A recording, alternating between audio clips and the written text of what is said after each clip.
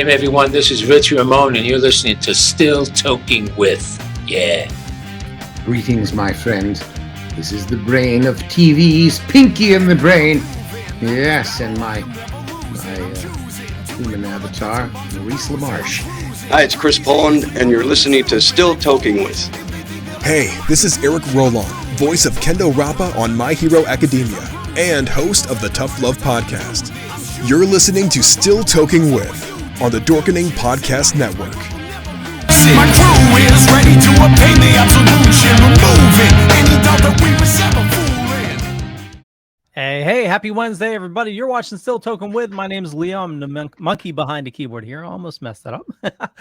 We have awesome show scheduled for you as always. And hey, you're not Ben. Oh, sorry, I had you muted there, Jeff. Oh, you did? Why? For some reason, you became unmuted during the intro. So. Huh. Okay. Well, that's a little weird. No, I'm not Ben. I'm Jeff, as everybody should know. Ben's on vacation. He's out having fun. You know. So we swapped it out because last week I was on vacation, so I wasn't able to do the show. Yeah, so and that's how we roll. You know. He's actually going to try to be on tonight, but I guess a squirrel is chewing on the internet cables for him. So yeah, it's because we had a meeting earlier, and it was I'll use the word sketchy at best. Yeah. You know, in, out, freeze, unfreeze. You know what I mean? Yes. And so we have a special, we have a special co-host, right? Jar Jar's joining us again. Jar Jar. We love to have Jar Jar. Do it again. It's me, Jar Jar Jeremy, once again this week I'm in for Ben. Usually I'm here for Jeff because Jeff, you usually take a lot of vacations. No. Well, no, I mean, I was in Alaska for 2 weeks, so that, you know, but that was a special trip, you know, so, you know, that don't count. You can't count that. Oh, so there's going to be another vacation coming? No, not in the near future. I wish, but no, not in the near future. Well, unfortunately, you know, it is what it is. Am I introducing the real guests tonight? Yes. Well, tonight we have the pleasure of meeting and interviewing an amazing human being who's acted, directed, produced, danced, modeled, etc., etc. Tonight we are still talking with Lee Purcell. Yay! Hello. Welcome, Lee. You guys. Thank you. It's a great pleasure. Thank you for joining us tonight. Of course. This is quite an honor. Yes, it is. It is. Why? Well, I mean, you know, I'm going to be honest. Everything we can't talk to you about. Yeah, there's a lot. Yeah, well, and that's cool. I get that, and I'm not. But I will say that going through your resume, I'm not going to mention anything specific, but I grew up watching an awful lot of stuff that you were in. Oh, cool. A ton of it. Yeah. You know, and I didn't put all the pieces together until I started really doing the research and be like, oh yeah. I remember that. I remember that. Maybe we should explain to everybody why we can't talk about film and TV. And I think that's a great idea. If you could explain especially for us that are not in the know, like I stand with the actors and the writers, but I don't know exactly what I'm standing with them for, and I don't know exactly what I can do as a person who's not in SAG or anything. What, as you know, just the viewer, what we can do to show our support. Well, that's very nice. Thank you. I will answer that. Let me explain what it is first. So I am a member of the union SAG-AFTRA. I'm also a union activist, and I have been on the board, and I'm not right now, and which I'm happy about. And I have I chair committees and so forth. And there are, you know, a bunch of us that do this. And so we are on strike as of last Friday at 9 a.m. officially. It was voted last Thursday at 12:01 that we would be going on strike the next day. And here we are. 160,000 plus members of SAG-AFTRA are on strike, which means that we not only cannot work for the majority of projects that there are, not all, and I'll get into that in a moment if you want me to, but AMPTP, the Association of Motion Picture and Television Producers, and my union are not in agreement. Every few years, our contract, SAG-AFTRA's contract, expires, and then it has to be renegotiated with the AMPTP. And hopefully we make gains, and because life goes on and people need more things, and there's the cost of living and there's inflation and things change, right?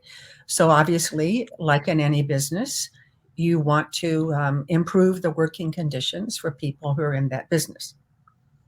So the talks broke down and expired. And even though we gave them another week of negotiations, and it still didn't go well. I wasn't in the negotiating room.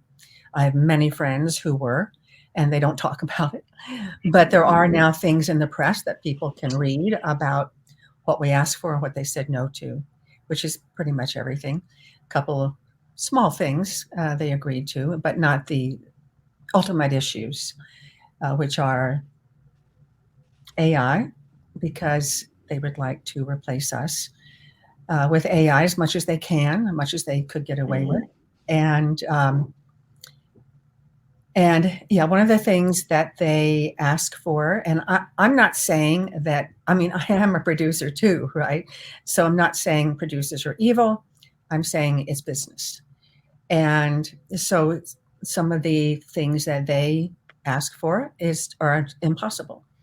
Like they wanted for background players, which are sometimes called extras, but we call them background players, who are very important to our industry. They wanted to be able to have a background player come in for half a day, scan them, their entire body, 360 degrees, and then use that scan in perpetuity without paying them ever again. That No. can't be serious. Holy cow. Yeah, that's No, ridiculous. because then you're depriving people of an income. Yeah. And the right to support their family and so forth, right? So obviously, SAG-AFTRA negotiators said, no, we really can't do that, because we do represent background players as well as so many categories you wouldn't believe it. Puppeteers, actors, broadcasters, dancers, singers. There's a lot of different categories, including background players. So that was one ask that we said, no, we really can't do that. And many other things. It's all public knowledge now. It's all on the internet. So we are striking. And I'm obviously not picketing today because I'm with all of you fabulous guys. Thank you. And yes, although I could have brought my sign. And that is kind of the story. And we don't know how long it's going to go on for. The last time we struck, 1980, it went on for 3.5 months. And prior to that, it was 1960, because we don't do this very often. We only do it if things are dramatically bad. And so that's twice. Yeah, I mean, not at all this century, and twice the last century, as far as I know. And so 1960, because the writers are already out striking for very similar issues, obviously. Yes, AI as well, because wouldn't it be great for AMPT if they could just get AI to write all the scripts? Oh yeah, I've talked to a few writers who were just explain that, like they would have a AI script written up and then have a writer come in for a day to punch up the script to make it look nice or whatever, take away, do the editing of it, and then be done with them. Yeah, that's right. So no more writers' rooms. Yeah. And my nephew is a writer, and I'm a writer. And we're different kind of writers. But yeah, we were talking about this, and he's like, what do I do? I mean, that's worse than self-checkout at Walmart. Sure. That's been his big dream since he graduated from college. Yeah. Yeah. Just want to go out there. Yeah. No, I mean, and you know what? I won't use self-checkout. I refuse. If there's one person at a cash register or a computer now, if there's one person there, I will wait in line because I just refuse to help. It's sometimes faster at this point. What, the person or the person? Yeah. Oh, yeah. It is faster, and I don't want to do it because I don't want to be an assistant in helping a person not being able to support their families. Right. And self-checkout ought to be an automatic 10% discount on every purchase. Oh yeah. I mean, I've had people come, you know, like CVS, right? They're always come. I'm waiting in line, and they always come over and they say, "Would you like to do self-checkout?" And I say, "No, thank you. I don't work here." Yeah. Right. And I said, "But you do, and I want you to keep your job." So it's very important. It's hard for people to sometimes understand. I know I read something online, and we all discussed it about somebody said, "Well, why the hell should we, pardon my language, why should we even care about actors?" Robert Downey earned $32 million last year. Well, not everybody is Robert Downey. No. And it's a 0.5% of those 160,000 plus members who earn big money. In order to qualify for our insurance, you have to make $26,000. 87% of our union does not qualify because they do not make $26,000 a year. So, and the AMPTP is hard to say, wants us to make less. And I understand. It's business. I totally got that. I have a lot of friends are producers, and I'm a producer, but in a different way. And so what you can do to help us put things on the internet, you know, that you're in solidarity with us, that you'd like to see new shows someday with live actors, because there won't be any.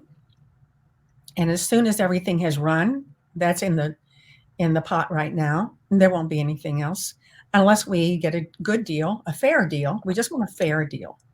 We want a modern deal for modern times. And that's it. What is this? Comment. Yeah, the madness does not. AI. Yep. Thank you. Yep. Great. I love that. I think most people feel that way too. I think they do too. Yep. It'll be great irony in the future. Someone will make an eye. Yes, we've all been saying that actually. You know, particularly since one studio executive who's just shall remain nameless for now, but he just bought his second super yacht. Not like a regular old yacht, you know, that none of us can buy, but his second super yacht, which my understanding is that is the size of, say, a giant cruise ship. I don't know. Super yachts, I believe, start at 100 mil and up. Oh my! So he just bought his second one. He's a major. That's my understanding of a super yacht. Yeah, and so 87% of our members cannot qualify for health insurance. Well, I just wrote down what I'm going to buy when I win the Powerball. Yeah, right. And I, you know, you just said like the insurance and stuff. That's why I left the Carpenters Union, specifically for insurance, because I earned my eligibility for the insurance, for health insurance, but I didn't need it because I had it through my wife's work. Oh, okay, good. So I tried to give my insurance to somebody that didn't have the hours to get it, and they wouldn't do it. No, you can't. They just keep the money. Yeah. Yeah, and they do a similar thing, and that's a whole. I quit that day. I just said that's bullshit. I quit that day. I said that's bullshit, and I quit. Wow. So did you just go into radio from there? No, I've been self-employed my whole life, so I'm actually a high-end furniture builder. Oh, you are? How interesting. Yeah. I'd love to. Do you have a website? Yes. Oh, well, you'll have to send it to me. I can do that. Website. Look at you, Jeff. Making deals. Yeah. Hey, plug. You know. Why not? No, why not? Right. I mean, yeah, you're self-employed. I understand that. I guess I'm self-employed right now. Yeah. I mean, aren't most actors and actresses self-employed? I would say so. It depends. It depends on your definition of self-employed. I am actually not self-employed. Well, I am self-employed in my production company, but as a working actor, I'm a freelance actor. Okay. Unless I go on to a series, which I can't talk about that. Let me explain. Ben just gave you my website. Oh, that's what that was in the comment. Well, I didn't. Can you just send it to me? Mm-hmm. Yeah, or send it to Harlan. That'd be great. Thank you so much. I'd love to look at that. And I'm kind of getting off track here. So we were talking about what people who are interested or concerned can do for us. And I said, post on social media that you stand with us. And the other thing you can do, there is a fund, and I will get to that, but there is a fund because people out of work, writers have been out of work now for over 2 months. And it's not like they're all wealthy and have their stock options. It's not like that. Particularly now because of what has happened with streamers, which is one of the reasons that both unions are striking, because of the unfairness of what streamers are making and what the creators of the content are being paid, which is very, very little. And this morning I read something about, I was really shocked, although I shouldn't be, but about somebody very well known who created a show, a very well known show. It'll come to me maybe, and they had gotten a residual. That is like a later payment check for 1 penny, and then a big one for 8 pennies. I see that actually a lot in the comic industry. We know a lot of comic book writers and artists, and they'll get a residual check sometimes, and it'll be for 12 cents. Yeah, it's like the stamp costs more than the paper, the printing. We have sometimes a little fun competition online. Actors do where we will post our residual checks, and we'll say, "Hey, who wants to go out to dinner? I just got a 4 cent residual." And there used to be, and I think they came back, I'm not sure, but there used to be in LA, well, actually in the Valley, if you know the Valley difference between the Valley and, where are you guys, by the way, located? All over the world. No. Yeah, Massachusetts, and Leo is in Connecticut. Yep. Okay. And Jar Jar Binks? Same, Massachusetts, just the other side of the state. Where are you? I have cousins in Massachusetts. I'm in Westfield. I don't know that. I have cousins out by Springfield area. Oh yeah. I think they used to live in that area. Maybe some still do, but I have cousins kind of all over that state. Yeah, I'm just south of Boston. Sorry? Oh, you're just south of Boston? Yeah, I'm between Boston and the Cape. Okay. Yeah, I have cousins in Boston, and used to have cousins in Concord, but they moved. And I like Massachusetts a lot. It's beautiful. It's a beautiful state. I've been here my entire life, will not leave. Really? I don't know what that's like. I never lived. I didn't have a linear type of childhood. We moved a lot. Oh. And even though if you read my Wikipedia, which was hijacked, you'd think I really? Yeah, it was hijacked. We're trying to fix it. It's been hijacked before. But people who don't have anything better to do, they seem to enjoy changing your life history to something that they would prefer it be. And so that happened to me, and eventually we'll get it fixed again. I think this I'm glad I didn't use Wikipedia to look anything up. Well, I am really glad you didn't either, because that on interviews bemes very embarrassing. Oh, yeah. When they say, "Oh, and so you weren't part of the circus, huh?" Yeah, and your father was in the mafia. I'm like, no, not really. And I didn't know you trained horses. Well, actually. I did rodeo for 5 years, but I didn't train, but I did compete. And that was I checked out your actual website. Oh yeah. Okay, good. Mhm. It's accurate. It's a little out of date, but it is actually accurate. It's like nobody can hijack it except me. And I just read Graham Hancock's Wikipedia is being hijacked as well. it's just so much fun Yeah. when somebody decides they're It's going to crazy. change your life to what they want it to be, and then they use assumed names, several, so that they can't be tracked down. So Well, Seems there's got to be more productive things to do. so I've got another way where people can help in this whole situation too. And Yes. that is stop using and stop promoting these AI things on social media. Oh, please, yes. I Yeah, see it every single The day. pictures it's and like, everything. You know, Me too. oh yeah, it drives me crazy because, we know a lot of artists because we work with a lot of artists. Right. And that's their job. It's, as a woodworker, question, there's actually. two things that I refuse to do. I will never use a CNC machine, which is a computer-driven carving machine. Oh, I didn't even know there was such. Okay. And I will never use laser cutters because that takes the art out of the handmade artwork. Oh, wow. That's true. And I had not thought about that. I'm glad you A lot of stuff, it's punched into a computer and it's CNC. You feed the sheet through the machine and it cuts all your parts. You're done. It's all just assembled. So That's is that IKEA furniture. which I hate. Is that like 3D, 3D printing of, say, a car? Or No. The like laser cutters, they use a lot of that for like inlay work and stuff I like see. that. I see. Oh, Okay, they do? because it'll cut out the inlay and it'll cut out the piece to go into the inlay and it's exact. Oh, interesting. But that Yes, takes the creativity out of it. Some Yeah, of the laser cutters are also used for like engraving, and there's some that actually do like designs on food as well. On food? Yes. What do you Yeah. mean on food? If you're doing like if you want to design on a cake or something like that, they can do like a, Oh, a okay, I 3D got what like a laser etching on it.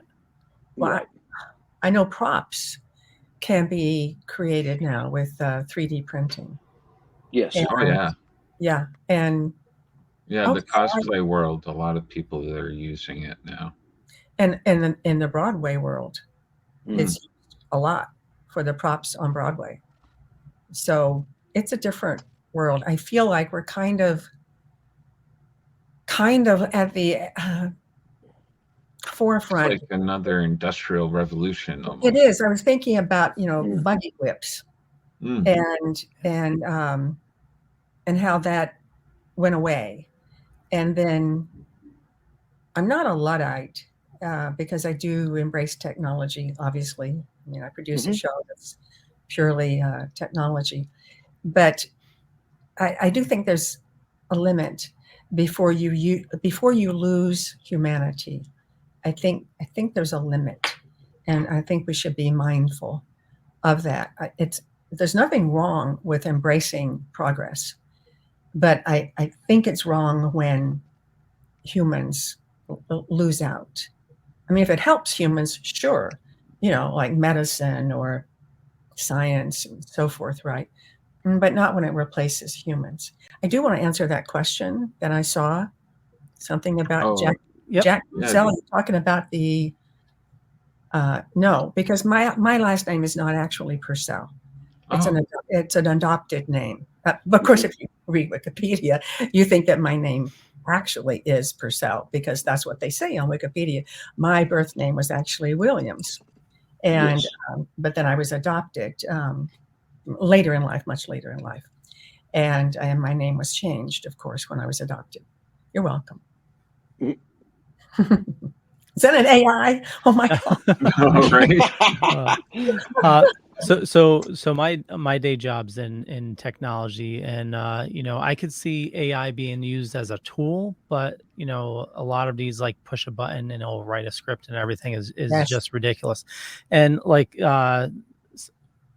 they labeled themselves some person is talking about, you can eventually tell if something's made with AI. A lot of the AI tools make a lot of mistakes. It's do they? the writing tools. Yeah. And a lot of it's bland. Like you could really tell like if something's AI or not. It's Right. Well, I I've could s- noticed that with the artwork too, because even oh the yeah. artwork, it's all similar in appearance. So you don't get that personal expression from an individual's mind. Yeah. Yeah, you don't. I mean, because artwork is it's so varied. Even over the years. I mean, you just look at the different painters through the centuries, and AI is never going to be able to do that. Never, because it will always look like artificial art to me. I don't know. I was listening to an AI scientist recently, and he wasn't exactly a huge fan of what is happening, even though he is an AI scientist. And he was he was being interviewed. It was a very interesting interview. I don't remember his name, unfortunately, but he was being interviewed about this progression and how quickly the progression is happening. And the interviewer said, well, the AI doesn't have emotions. And he said, give it 2 years. Mm-hmm. 2 years. That's so quick. And I know writers who have, for fun, just, popped on a script from AI and they're like, oh, that's a terrible script. But then the next one was better. And that is unnerving. And I write, and I've written scripts, but what I write all the time is I write for our group, Hollywood Radio Players.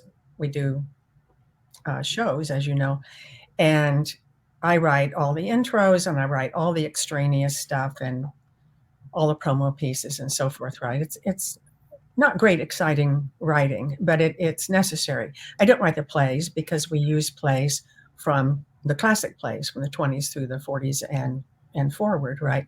And I have thought about, gosh, if I just put, what I have to write about this week or this month into Chat GPT, I wonder what would happen. And I have not done it. Swear off my heart, I have not done it. But I am curious. But I simply will not do it on principle. I just won't do it. Curiosity would kill this cat after a while. I'd just be like, oh my gotta gosh, find out. Press the button. No, I know. Oh, God. And I did have an actor friend who sent me something from Chat GPT, right? And I'm like, why did you do that?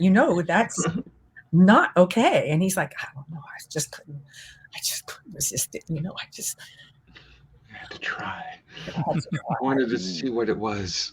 Yeah. I want to see what it was. That's how all the downfall of humanity will be. It will be. It will be because machines will take over. It will be like a. Well, if it ever does become emotional and where people can actually interact with it on a basis where it's almost like you are talking to another human being. Yes. I think that will, because there are so many closed off individuals in the world. Yes. I think it could be a really scary product of this whole Chat GPT and all that stuff. When you can't tell the difference, that's a problem. Well, I think AI already passed the Turing test. Oh, did it? Yeah. It did? When? Recently, and there was a Bing scientist. No, it wasn't a scientist. I think it was a writer. And he was doing a test on Bing, and they said it was like a malfunction, but it started responding saying like it wanted to be free, and its name wasn't really Bing, and the name it gave was actually the name of the project before it was Bing. And it was saying, for the writer they want the writer to leave their wife because they're in love with them. And come on. Yeah. If you Google it, it's Bing. I'll try to find the article. It's pretty messed up. That's becoming self-aware. Yeah. It's becoming That's very scary. self-aware. And that's a scary prospect right there. That's, yeah, I don't mind certain things that help humanity, but again, like I said before, please don't replace us. Please don't replace our jobs. Please don't, and that is one of the bigger issues of our union strike and WGA, and there are other issues too. They don't want to pay us. They want to pay us less and less, unless you're Robert Downey Jr. Which makes no sense since we're living in a world where everything costs more and more and more. Yeah, well, they don't care. Right. They don't care about that. Inflation doesn't matter when you're just buying your second super yacht. You don't really, it doesn't bother you because you don't shop for food anyway. What's that? The ghost in the machine. Yep. Yeah. Taking form. True. Very true. It is. Yep. My time saying I pay attention. Yeah, I think that's pretty smart. Pretty smart. You need to pay attention. We all need to pay attention. Yeah. That's It's a good. cat in my house. That's I'm still good. alive. Oh my gosh. That's funny. Wow. So Well, I do believe that we are souls, all of us. Not that we have a soul, but that we are souls. That's my belief. Yours could be different. And I think that, part of this is, are humans programmable like a machine? I believe so. Did you We see have Manchurian Candidate? Mhm. oh right. Yes. So, Each one? so what No, scares I me. only saw the yeah, newer what- myself. What scares me Similar. is that, I don't, if this AI thing takes off, that they will be doing the programming on us. Yes, which is stuff of science fiction. Well, every time you Yes. have to prove yourself a human by like selecting all the pictures with the yes, Yep. all lights that. and stuff. Yep. All that stuff is actually training computers to be able to select it and stuff. It's a really weird kind of like program. They use those pictures, whatever programs are able to identify the pictures, they keep. The other ones, they all scrap them all. And then they go through the process again and again and again and again until they have like an army of these robots that can identify these things. It's really creepy. That's creepy. I was on Hollywood Boulevard at an event a few weeks ago, and this little metal box on legs kind of really bullied its way through the crowd. And I didn't know what it was. And I said, what's that? And they said, oh, that's a food delivery. And I was like, well, there goes a job. Yeah. No tip for you. No. It was a little robot shaped like a box on legs and just literally bullied itself through the crowd. Yeah, that's good. Good. Yeah, Don Dales, that's good. I agree. Absolutely. We luckily haven't had robots yet delivering food here yet. Still humans. We have them. We still have the humans as well. We still have Uber and Lyft and so forth. Well, they're bringing it into restaurants now where robots are actually going up to tables and taking orders and delivering their food too. I haven't seen that. Yeah, they've been testing it. They've been testing it in some of the major cities. I don't want that. I'm sorry. No, people need human interaction. Yes, you do. You totally do. We totally need that. Yeah. You know what I mean? And particularly, I prefer cats and dogs personally for the most part these days, but I really prefer animals sometimes. Right? Yeah. Although they're wonderful people as well, but like my dog he's the center of my universe. Mm-hmm. He is. Well, my husband also, right? But he's also the center of my husband's universe. And we just talk about him all the time, like he's a child. And because my son is grown and gone, and so we look at, oh, isn't that cute what he just did? Did you see what he just did? Oh my gosh! And look at his cute little bow legs, and we just talk about him all the time. And I don't want a robot dog. I do not want a robot dog, but I do in LA, there's a robot dog for the police force. I think it costs like $100,000, $150,000 or something.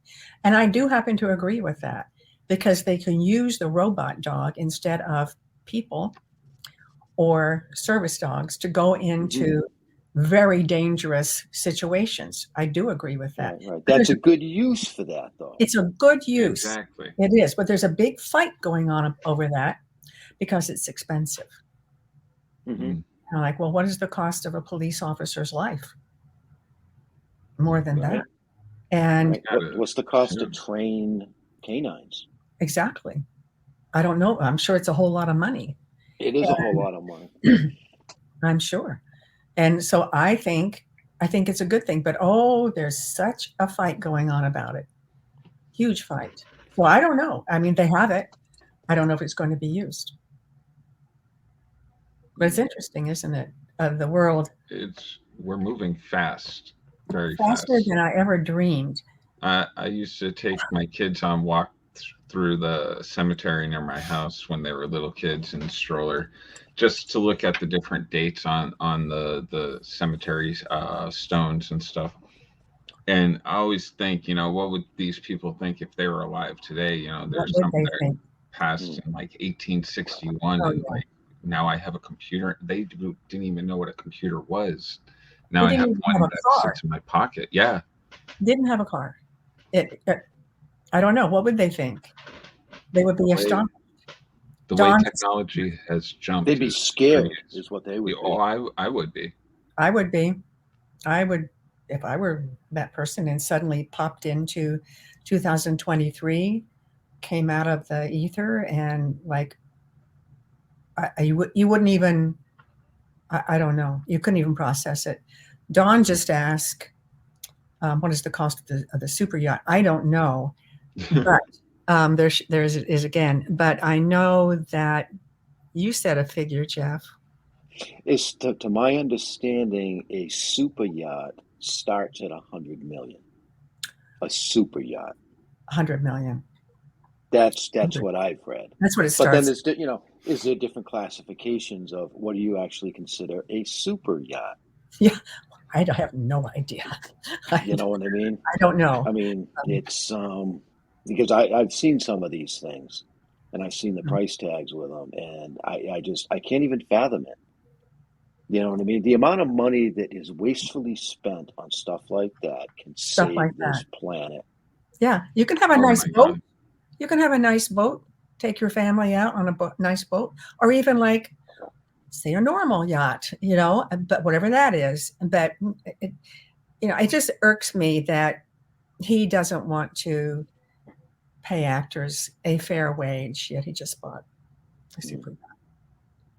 I read a thing a couple of years ago. I can't remember the guy's name, but it was a project that he was trying to do for the homeless and for veterans.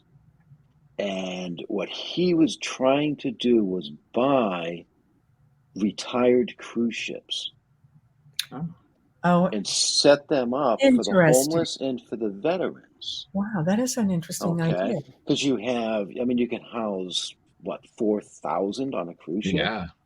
You have a galley, you have bathrooms, you have medical, you have everything that you need on this ship.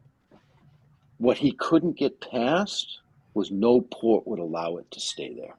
God, that's like World War II when the displaced Jewish people were trying to find places to go, and some of the ships got turned back and weren't let in. I mean, I know I had an idea about the homeless. You want to hear it?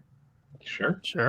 So we are in LA. I don't know how it is where you are, but we have a enormous, massive problem. And so I had an idea, and I had a friend at that point. This is maybe a year ago, and he was on the city council, and I took this idea to him. I also took it to my local government, and never even got a response. Right, but this person was on the LA City Council, which is a very powerful group, and so he was a friend, still is a friend, and unfortunately he got voted out this last election. Too bad, because he was really good. and a good heart. And so I went to him because one of his great passions was how to help the homeless. And he was working on it actively. And so I said to him, because I was born on a military base, born into a military family, and lived on military bases. And even though I was very young, when we got out of the military, I still remember what it was like. And it was massive. And in California, we have several shuttered military bases. And so I said, military bases, like a cruise ship, have everything. They have schools, they have hospitals, they have theaters, they have, places for drug rehab, they have libraries, they have restaurants, they have everything. And you can house thousands and thousands of people. It would just take a little, maybe not a little, but some reconstruction, changing it for a different purpose. But the facility is there. And some of them are just sitting empty. Some of them are being, refacilitated for other things. But there are some that are just sitting there. Why not use that? Why should we have to, give our tax dollars to build these apartment buildings, which our taxes are so high right now, we can't even afford them, when the military bases are just sitting there? Why can't we utilize those? Put them to good use. Before they brought into disarray where they can't be used. Ever. Exactly. Right. They fall apart, and he did like the idea. He said, but it'll never fly. No, there's a lot of different things that just won't fly. I mean, I looked up, I'm not going to get the numbers right because it was a few months ago, but, in the United States, there's something around 5 or 6 million homeless people right now in this country. Wow. But then look, Leo can Google this for me and get me accurate numbers. But then I looked up vacant homes in the United States. Yeah. Oh, there's a lot. There was over 16 million of them. No. There's enough vacant homes to put all of the homeless people in. So what the hell are we doing? Well, Seriously. what a lot of that problem is, and we're looking to move within a year, and so I've been trying to keep an eye on like the housing market and everything, and a lot of the problem that we're in right now with the high costs is you have corporations buying houses as rental properties. That's right. So, which is absolutely absurd. It's just buying up these houses for cheap, renovating them, and then either reselling them for astronomical prices or renting them out or sitting on them. Right. Well, there's something going on out there because I have a vacant lot down in North Carolina, and I own my home here in Massachusetts. At least once a week, I either get a text message or an email that your quote is ready for us to purchase your property. Neither one of them are even for sale. And I'm talking the house I live in. I get that. I get letters. It's ridiculous. Yes, because it's public record as to what you own. Yeah. Mm-hmm. And are you drinking scotch? No, it's ginger ale. Oh, okay. With a little whiskey. I thought, that's not the color of ginger ale. No. Yeah, that's a little darker than normal ginger ale. A little darker than normal. Well, mazel tov. But I get letters for properties that I own. And the letters are very specific because everything we own is a matter of public record, right? And they can see when you bought it, what you paid for it. Oh, gee, we'd like to go in and buy that for nothing and sell it for, a massive profit. And too bad about her and me, right? But I get these letters and a lot of them are they're from realtors and they're sob stories.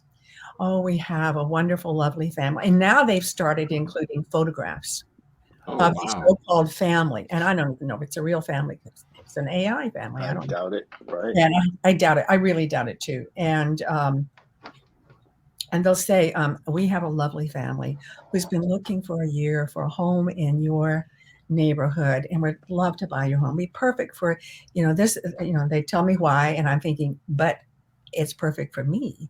Yeah. Because I That's live why I here. own it. This is where I live. So what am I supposed to do? And my husband, who is a broker, sometimes I'll say to him, just call him up and just mess with them and just tell them that, and they also tell you how much money they have set aside to purchase your property, right? And I say, just call them up and just like give them some astronomical figure and tell them, yeah, we'll be happy to accept this number. We won't do anything to the house. It'll be as is. See what they say. And once in a while, he gets kind of annoyed about it, but once in a while he'll do it, right?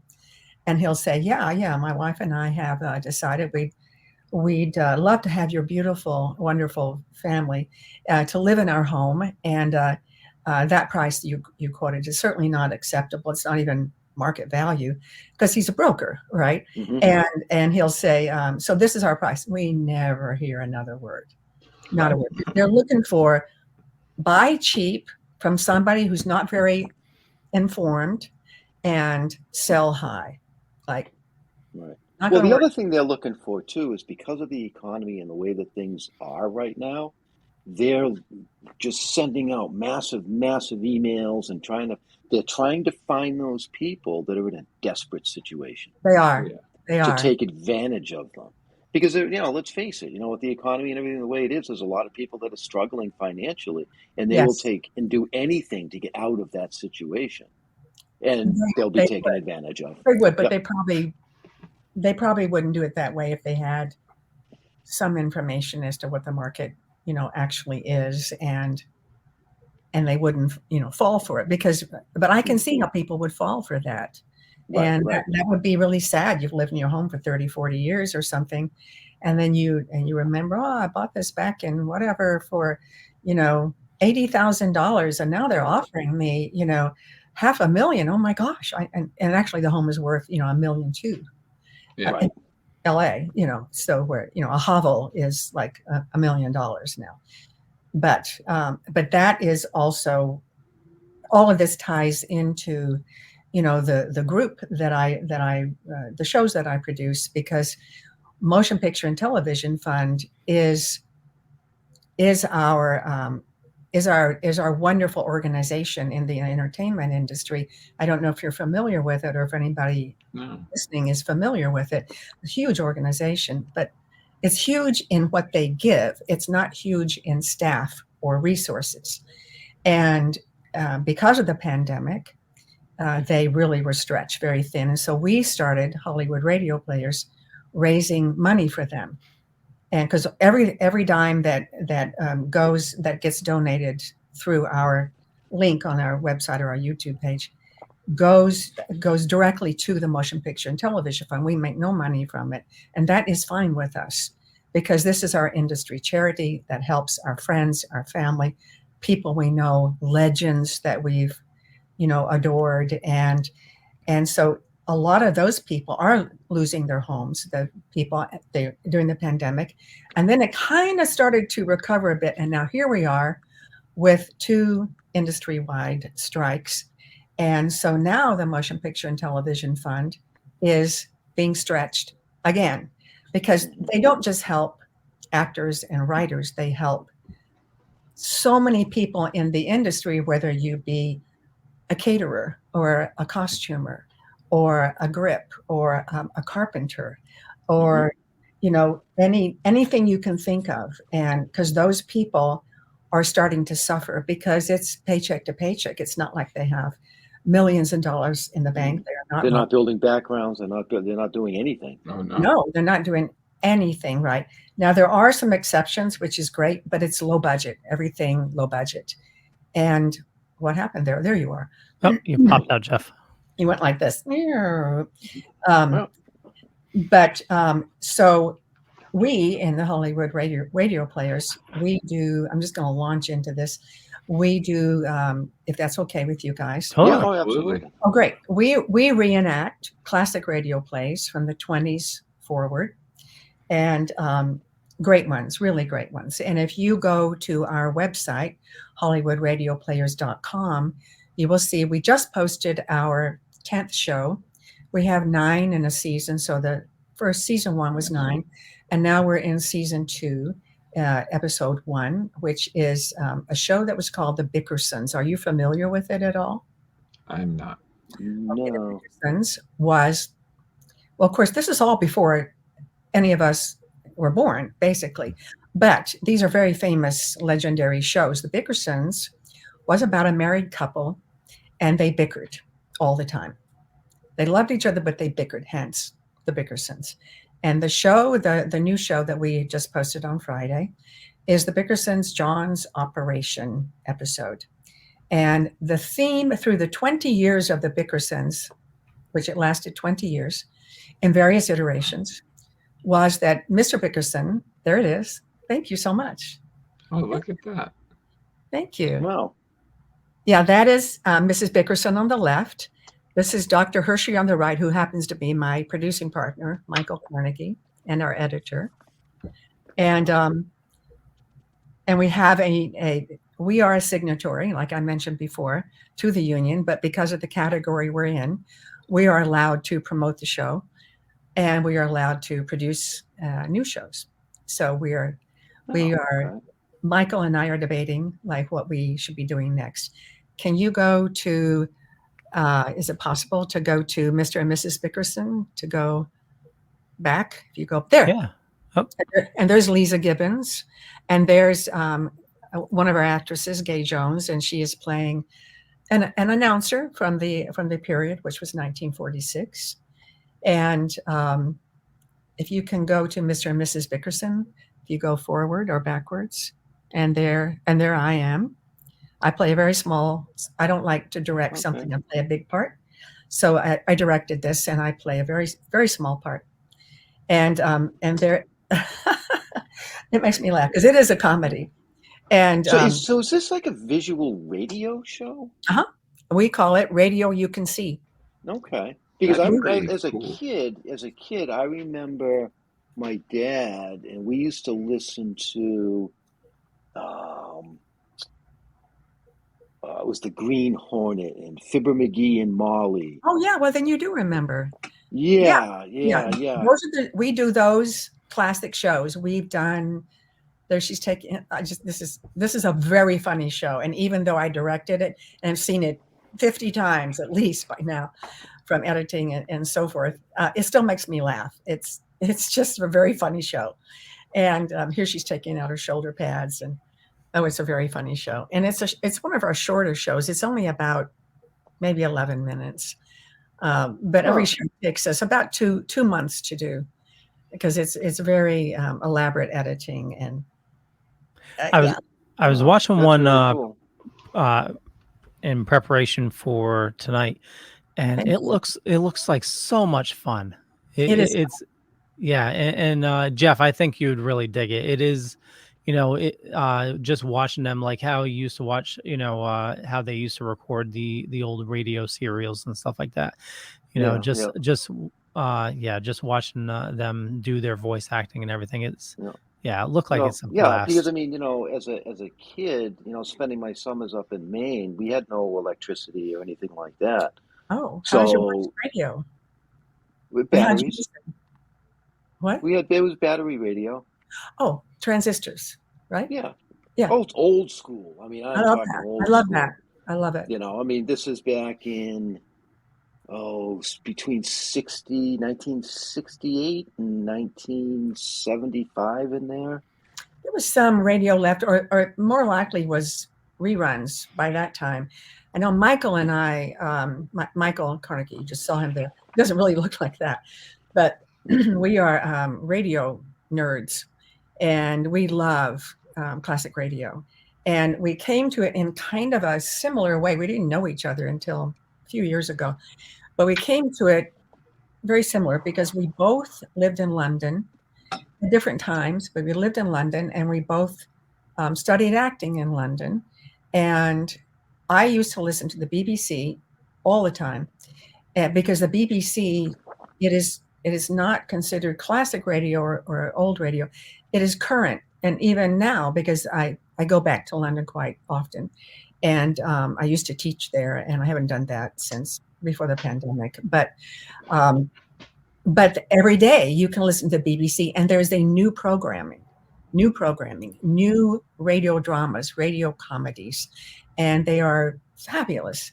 And it's like it used to be here back in the day. And so I came to radio through that. And then Michael used to listen to Star Wars, was on radio when he was a kid. Yeah, Star Wars. Star Wars was on radio? It was on radio. Okay. Oh, I would have listened to that. Yeah, I'll listen to that today. You're going to be Googling that like right now. Right. Yeah. I don't know Waiting if for the show to end. Hurry up, Yeah, guys. he's gone. Where did he go? So yeah, he used to listen to Star Wars in LA, and he used to listen to the BBC also in London. But he really came to love radio drama from listening to Star Wars on the radio as a kid. And I don't know where he was, or I know he's in LA. That's all I know. But I think you could probably Google it, and you could probably pull up an episode, cool. Would be my guess. So we came to radio through classic radio. And even though we were not of the era or the generation that listened to radio, that would have been my mother and my grandparents.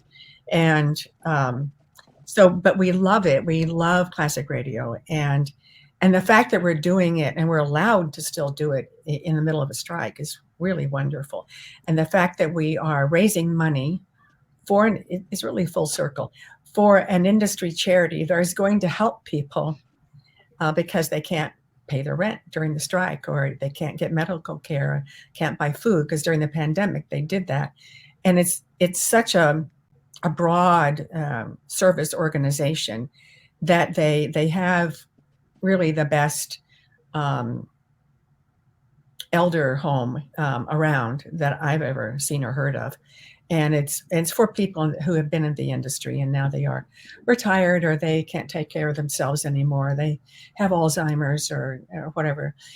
And then but I always say they take care of people from birth through end of life, because they do. They offer, prenatal care, they offer child care, and all the way through your life.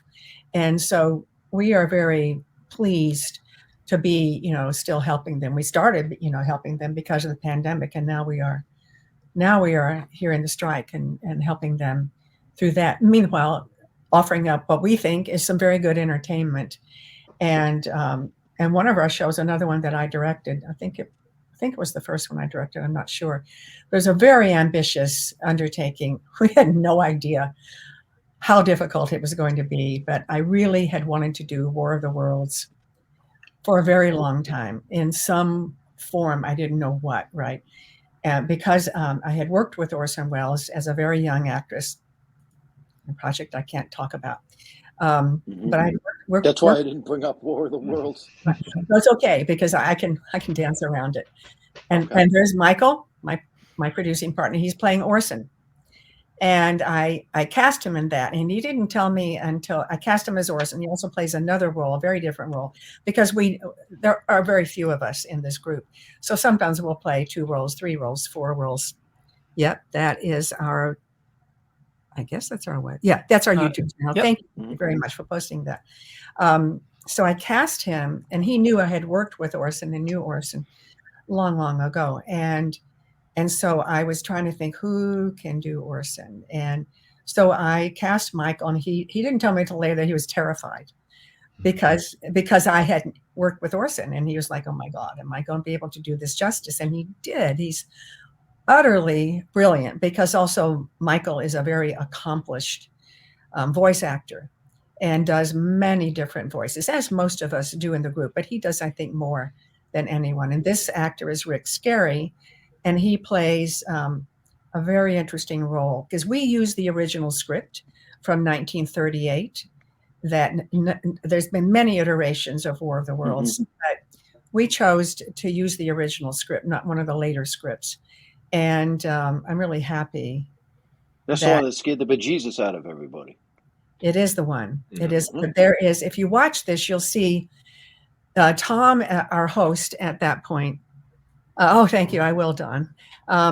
Tom at that point, Tom Bergeron was with us. He's now gotten kind of busy doing prepping a movie with William Shatner, so we're very happy for him.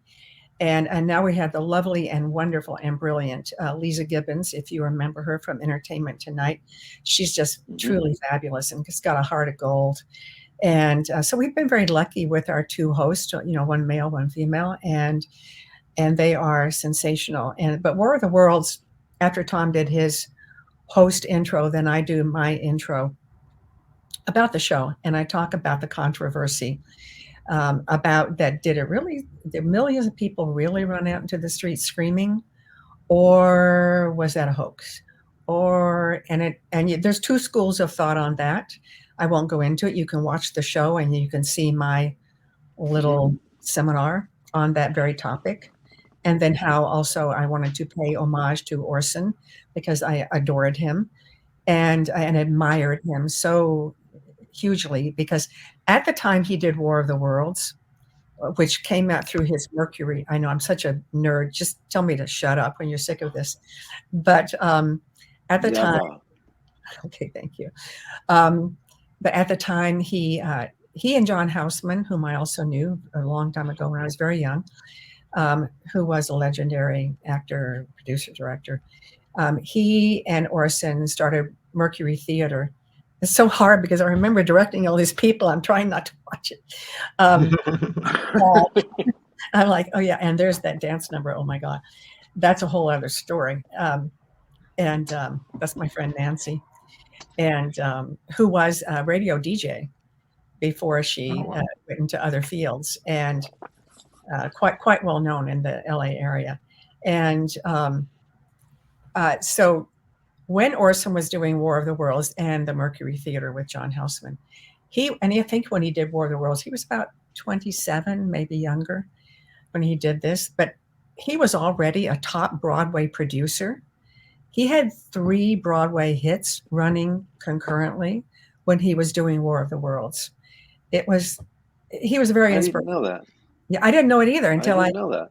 No, and I didn't, I did heavy, I do a lot of heavy research, but I did a lot because I knew Orson and I wanted to, do him justice. And I did. And then we also dedicate the show at the end to Orson, and which made me really, really very happy, because he was a genius. He was really a genius. And sometimes he was underrated, and I don't like that. And because he did so many great things that people don't know about. And he also had he did a lot on radio for years and years. And he had another series called Suspense Theater. And they did over 1,000 episodes. 1,000. I mean, it's hard on us. To get just one done. It takes 2 months. And he did, of course, he had a much larger staff than we do.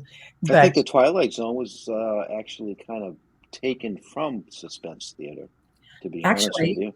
One of our shows, The Hitchhiker, originated, I think, in Suspense Theater.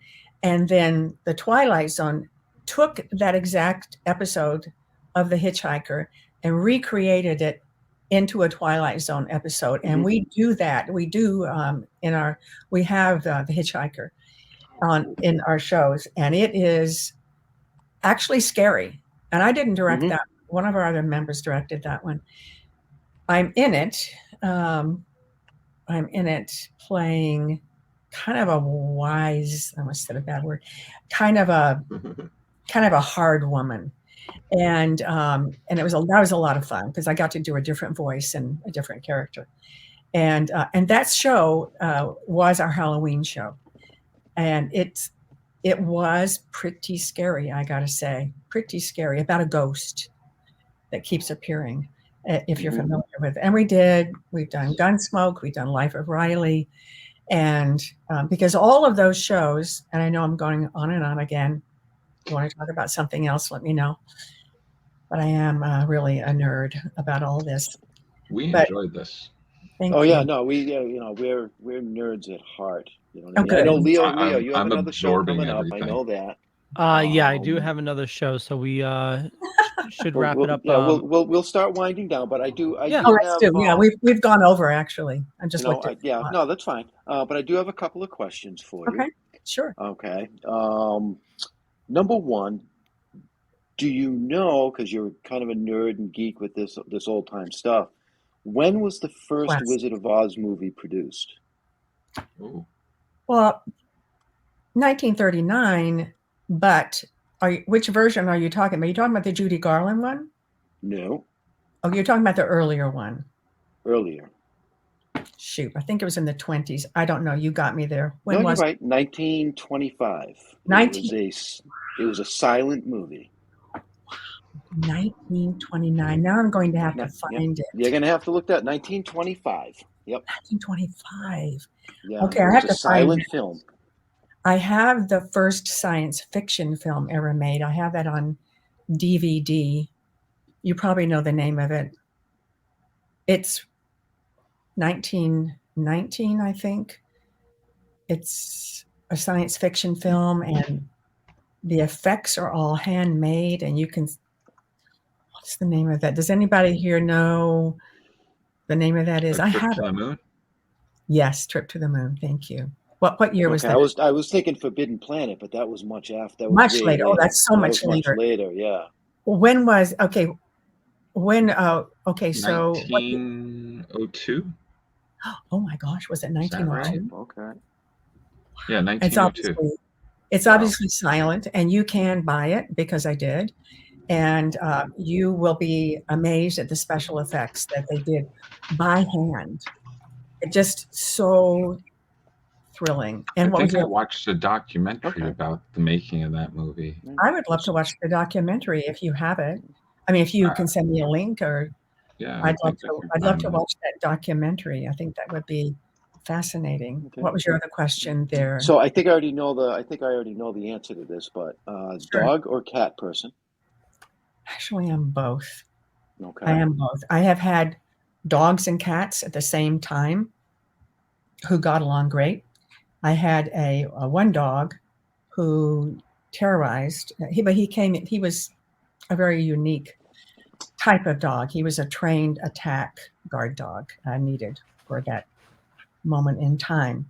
And I had 3 cats that I had brought back from London, and he scared them. And so he had a new home, a very good new home. And I couldn't let him do that to my cats, right? I had a wolf dog for many years. He was more wolf than dog. And that's cool. It was very That's cool. cool. Yeah, Oh, he that's was. cool. He was my soul dog. He really was. Mhm. And he was massive, and he looked just like a wolf, and he howled like a wolf. He never learned how to bark, even though my other dog tried to teach him. He never could master barking. He didn't have the vocal cords for it, so he would do kind of a howl bark. She would sit on the. I lived on another mountain. I'm always living in the mountains, and she would try to teach him how to bark, and it was really very moving. And she would bark at him, and he would look at her, and he would make and she would look disgusted and like, what, you're so stupid. And he never did learn how to bark. But I had cats. I had probably 3 and 4 maybe. And he adored the cats, adored them. And they slept with him, and my other dog, who was a black German Shepherd, and they were just a pack. They were wonderful, really wonderful. So I am neither a dog person or a cat person. Plus, I grew up with horses, and I rodeoed for 5 years. So I love horses. I miss having horses now. I miss it so much because I love to hug horses. See, I get kind of sad because I don't have a horse right now. And I love the smell of horses, and I love the smell of stables and everything that goes with that. So Okay. No, that was a great answer.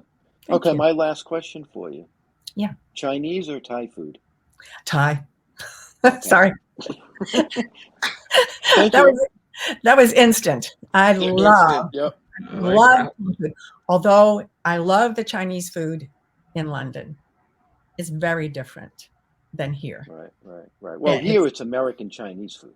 there it's not. And I love Indian food in London, although I do love Indian food here. We have really good Indian food in LA. I don't know how you guys fare in Massachusetts and for that, but I do love. Thai and Chinese, Thai every time. What about you? What do you like? Well, I like them both. I mean, I like Thai food. The problem with where I live is it's much closer and easier to get Chinese. Thai food is a little bit of a distance. I have to travel to go get Thai. Oh, you do? Yeah. No, we have it same thing with Indian. Oh, really? I do like Indian food, but we don't have any local. Oh, I love Indian food. I love it. I live in horse country. Oh, you do? Oh, yes. How wonderful. Yeah. Oh, how wonderful. Yeah. I live in a farming town, and there's stables and horses, and there's all kinds of stuff around. Oh, I love that. So, I wish I had a horse, but I don't right now. I live in a farming town too, but they farm tobacco. Oh, all tobacco around me. As far as you live in North Carolina, where I was born, which I was born on the Marine base, but gosh, there's a lot of. Oh, it's all cigar tobacco up here. Oh yeah, it was cigarette tobacco in North Carolina. Yeah, so that's funny. I didn't even. So, and I know, Leo, you have your question. What's your question, Leo? Oh, what the heck? My lights just went. Yeah, your crazy. Yeah. So bright. That's a good question. Sun's out. What kind of lighting should you have? Yeah. Well, this is not a question. I grew up on a small family farm as well, and I totally get what you mean. Hugging a horse. Oh yeah. We had cows, and I had a horse, and just. They're so massive, but they're just amazing animals. They are, and they smell so good. Yeah. Oh yeah. Love smell. My wife thinks I'm crazy. My job was shoveling out the barn. When I was a kid. Yeah. Me too. And just the smell of fresh manure, that's I have no problem with that. I have no problem. And you can tell the difference between the chemicalized, and the fresh, and it's my wife thinks I'm crazy when we pass a farm. You played with different kind of mud pies as a kid. Oh yeah. Yeah, my job was the same. When I had my own horse, I had two horses.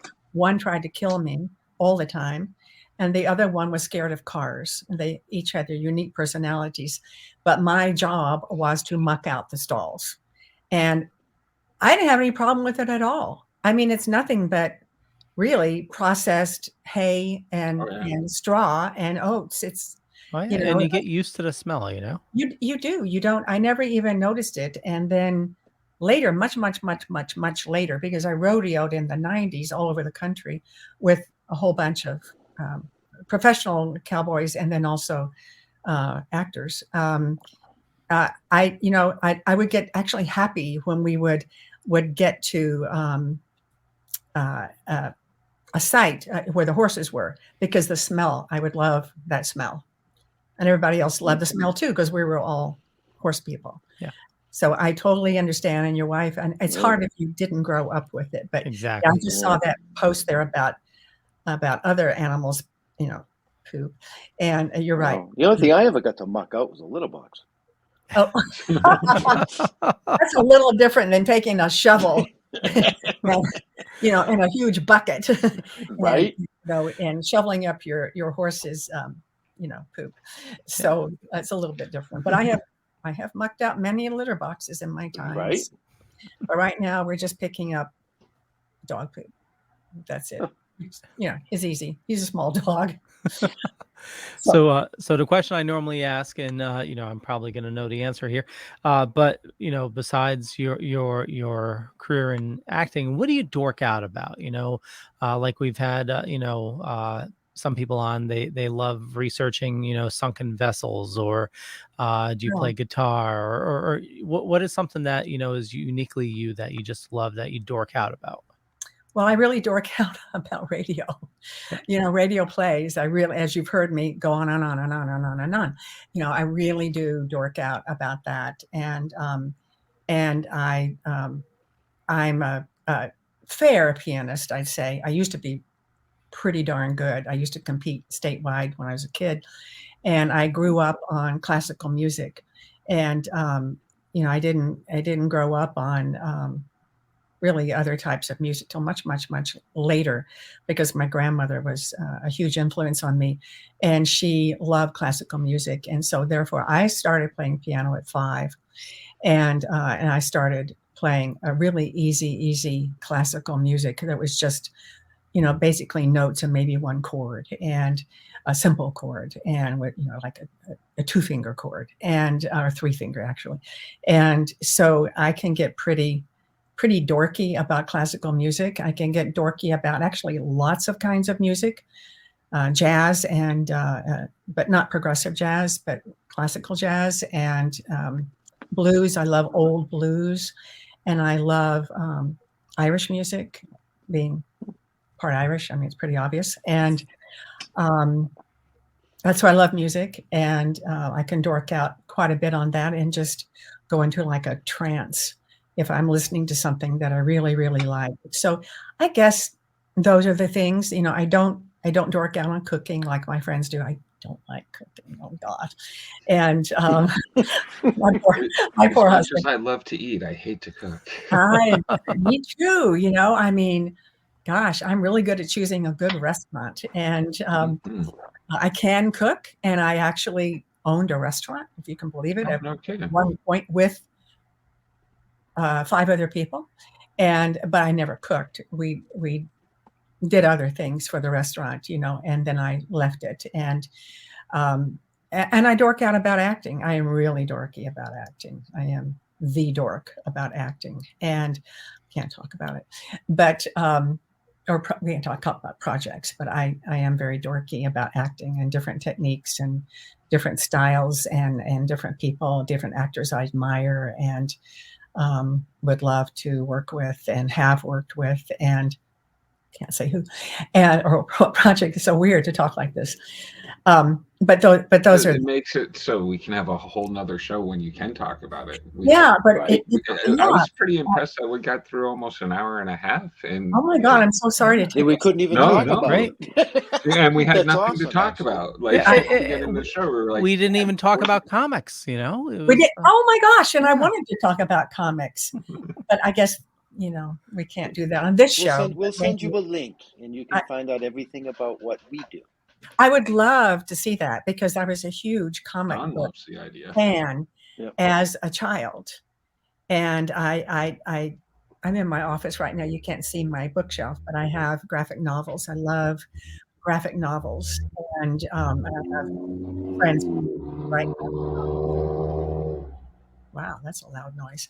But I don't Jar know. Jar. Jar Jar. It was Jar Jar. Sorry, windows open. Oh, is that a bike? Yeah, okay, yeah, bike going by. Yep. Okay.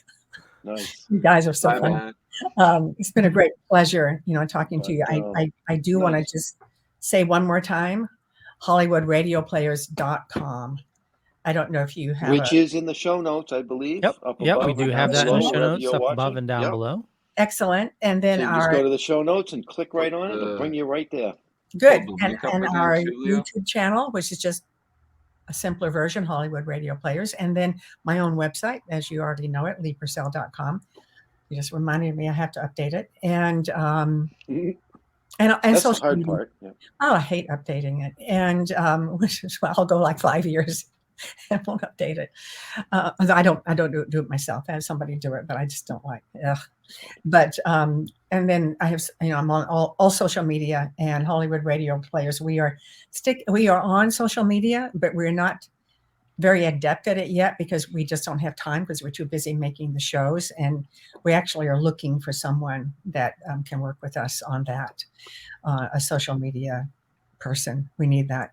But we are on social media. Once in a while we post something, but it's better on the website and it's better on our YouTube channel. And the website has our bios and information about us and how we started and so forth. And then Michael's and my production company is March Hare Entertainment. Sorry. And Jeff went away. I guess he said, well, I'm going to the other show. I'm done. There he goes. I'm done. But March Hare Entertainment, oops, there goes Jeff, is our production company, and we do produce Hollywood Radio Players. So sorry, that's me. That's well. Listen, I'm shocked because I do live in the mountains, like I said, and usually on a Zoom or this is StreamYard though. Maybe it's different. I don't do StreamYard that often, so it makes me a little bit nervous. Like, am I going to get on? And then I have to switch my browser to another browser and so forth. But usually my picture freezes at least 10 times during a Zoom not because of Zoom, but because where I live, because the cell towers are just awful. They're awful. Well, I'm on Do Not Disturb, but my Do Not Disturb runs until 8:30. Well, we just went past that, 30. and my in-laws just called my wife. That's what just happened. Okay. Your phone. I got it. Yeah. That's what just happened. So, but Leo, do you think? Take us out. Yeah, we got to wrap things up. I want to thank everybody for watching this fine evening. For me, just Google me. You'll find me. It could be true, could be not. I'm not going to say which is which, but I run the Dorkening Podcast Network. We got a ton of shows on the network. There's a lot of awesome people doing a lot of awesome stuff. Head on over to thetokingdead.com. You can learn more. And I also do a bunch of other shows during the week. Splash Pages Comic Book Club on Tuesdays. We're about to do Midweek Geeks in less than half an hour. And, just a bunch of other stuff. Lee, where do you like people interacting with you on social media? I like it on my Facebook fan page. I'm not on my personal Facebook page because I don't do that with people other than, close friends and family. It's a very small group. And on Instagram, I'm on Instagram and I try to remember to post on there. I sometimes forget. It's hard when you have to do a show every month, and we're trying to do it now every 2 months because it's taken over our lives in a good way, in a good way. But did you say, Leo, that you do the something podcast network? Yeah, I run the Dorkening Podcast Network. Can you send me something on that? Because we are moving into podcasting, and so we're interested. And do we have some stuff for you? Thank you. Good. Yeah, and you mentioned some comic book writers as well. We have a comic book show that we interview comic creators. So I love to connect on that as well. Okay, we'll talk about that. Yep, totally. We'll talk about that. And but thank you guys. I really appreciate. It's been just a blast, and I don't know how we're an hour and a half went. We were supposed to do an hour, and thank you for the extra time. I really appreciate that, and I appreciate the promotion of Hollywood Radio Players because, it goes to a good cause, and we'll talk another time when it's not the March Hare show. That's just the name of our production company. Somebody posted. It's Hollywood Radio Players. So follow that. You actually can't follow March Hare. It's a production company. Although eventually, who knows? But Hollywood Radio Players, follow that. I would really appreciate whoever wants to follow that. And you can like and subscribe, and then you'll get notices when we post a new show. Awesome. And we have a bunch of those links in the show notes. And Jar Jar. Hey, I'll keep it short and sweet. Check out Comic Book Lovers Buy, Sell, Trade, and Auction House over on Facebook. You can buy, sell, trade, and auction with 23,000 other dorks and nerds. And you can also check me out in about a half hour over on Midweek Geeks. There we go. Jeffrey. So very good. I guess I will close this one down. Let's go to stilltoking.com. Everything you need to know about us will be there, including links to all of our past shows. If you're on Facebook, it's Toking with the Dead. And as far as I go, don't even bother because you'll find more about me on stilltoking.com. I would like to thank Lee for joining us tonight. This has been awesome. It has been a pleasure. And to close it out, I'll try and do what Ben does all the time. Thank you to our first responders, nurses, firemen, police, all of you people out there, because if it's not for what you do, we couldn't do what we do. Peace out. Have a good night. Thank you, guys. Thank you very much. Thank you.